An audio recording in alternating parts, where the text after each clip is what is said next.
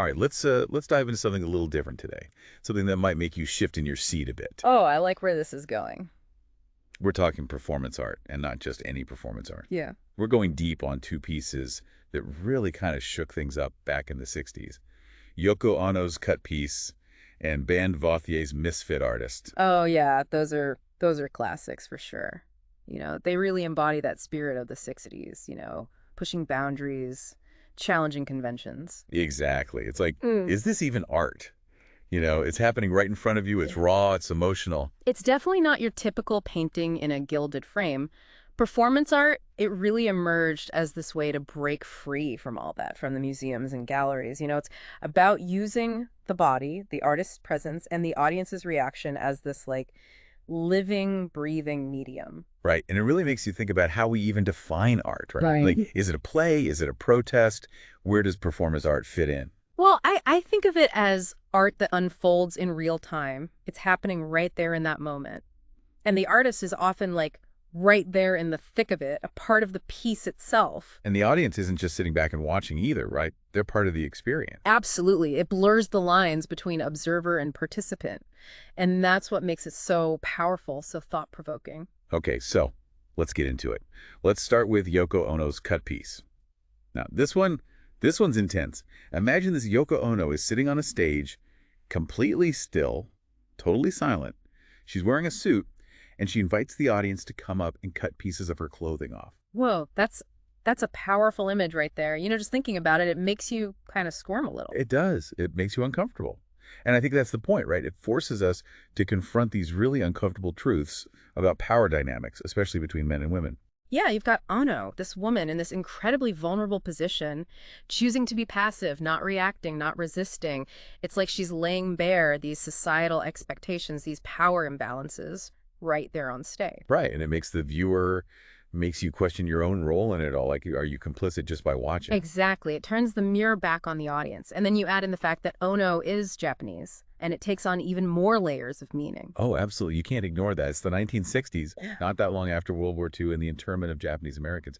So that act of cutting, of taking something from her without her consent, it's like a metaphor for forced assimilation, for the loss of cultural identity. It really speaks to those larger historical and social forces at play, the weight of history. It's amazing how much depth there is to something that seems so simple on the surface, you know? Like just the act of cutting fabric, and then there's the sound, or the lack of it, really. The snipping of the scissors, maybe a nervous laugh from the audience. It all adds to the tension. Oh, yeah, for sure. The soundscape is so important in performance art. It's not just visual, it's auditory too. That tension, that discomfort, it's palpable. You can almost feel it in the air. Right. So we've got this piece that's about silence, stillness, and this act of cutting away. Yeah. Now let's shift gears completely to something totally different. Vauthier's Misfit artist. This one takes performance art out of the theater and throws it right into everyday life. Yeah, cut piece makes you think about power and vulnerability. But with Misfit Artist, Vauthier's messing with us a little bit. He's challenging the very idea of what we consider art. It's like, what is art? Where does it belong? Yeah, I have to admit, I was a little confused when I first heard about this one. It's like, what is he actually doing? Okay, so picture this. Vauthier sets himself up in a store window. He's literally living in a window display. He's sleeping there, eating there, washing up, everything for everyone to see. So he's like turning his life into a performance. Hmm? Is that what that whole anti-art thing is about? I've heard the term, but I'm not sure I really get it. You got it. Anti-art is all about rejecting those traditional art conventions, those stuffy rules. Vauthier is saying, hey, art doesn't have to be some precious object. It can be life itself. And there's this playfulness to it, this humor. It's like he's poking fun at the whole art world. And in a way, he's making us think about whether we're all performing in a way, right? Even when we think we're just going about our normal day-to-day lives. Yeah, and it makes you wonder, right? Who am I performing for? Am I being authentic? And maybe there's a message about conformity, too. He's called a misfit artist, right? Like maybe he's this misfit because he's refusing to play by society's rules. Well, I like that. He's the outsider, the one who doesn't fit in. He's challenging us to think about what it means to conform, to be a part of the mainstream. It's like he's saying, look, I'm going to live my life on my own terms, even if it makes people uncomfortable. And, it kind of reminds me of Cut Piece in a way. They're so different, but They both challenge these societal norms, you know? Yeah, I see that. They're both pushing those boundaries in different ways. Mm, Cut Piece is more stark, you know? It's intense. It makes you think about power and vulnerability. And Misfit Artist, it's more lighthearted, but it still makes you question what you think about art, about life. totally. And they both use the human body as this, like, central element, right? Ono's literally offering her body to be acted upon. Hmm. And Vauthier's putting his everyday life on display. It's like the body becomes this canvas to explore bigger ideas. Right. It's like the body becomes the art itself, the medium for the message. And you can't forget the audience. They're key in both of these pieces, too. With Cut Piece, the audience is literally shaping the performance. They're deciding how much to cut away. And with Misfit Artist, the people passing by, they're constantly observing, judging, maybe even interacting with Vauthier. You know, it's not a passive experience for anyone. Exactly. That's what I love about performance art. It's this living, breathing thing. It's not just an object, hanging on a wall. It's happening right there in front of you, and you're a part of it, whether you realize it or not.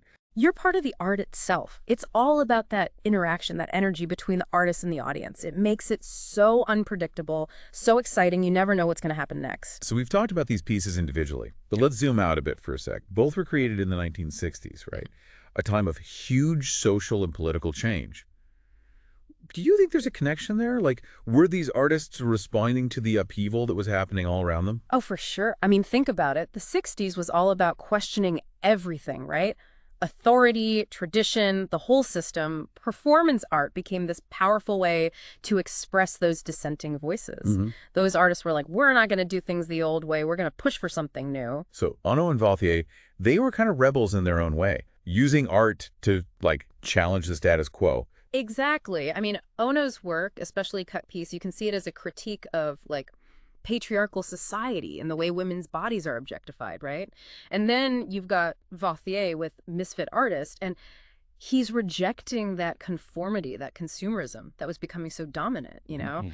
They were both pushing back against these larger forces, these societal pressures. It's fascinating how art can reflect what's happening in society, right? Yeah. Like, it's a snapshot of a moment in time. Yeah. And it makes you wonder, how would these performances be received today? We've come a long way in terms of how we think about gender, race, and art itself, right? It's a really interesting question, you know. I think they would still resonate with people, maybe even more so in some ways. We're still dealing with a lot of the same issues, you know, Mhm. like power, identity, self-expression. But the way we interpret those messages, it would probably be different. Yeah, like with Cut Piece, would people today see it primarily as, like, a feminist statement? Or would they focus on other aspects like Ono's Japanese heritage or the artistic choices she made?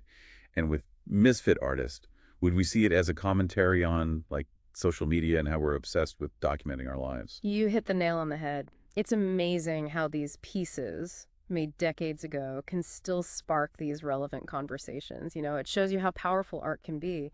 It challenges us to think differently, to see the world in new ways. And that brings us to the big question, right? What does all this mean for us, the viewers?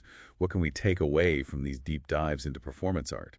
Well, I think for me, it's a reminder that art doesn't have to be, you know, this like stuffy, untouchable thing. It can be raw and uncomfortable. It can make you question everything you thought you knew. And, you know, that's a good thing. Yeah. It's about opening yourself up to new experiences, Right. right? To really challenging your own assumptions and seeing the world in a new way. In performance art, it's not about just, sitting back and observing.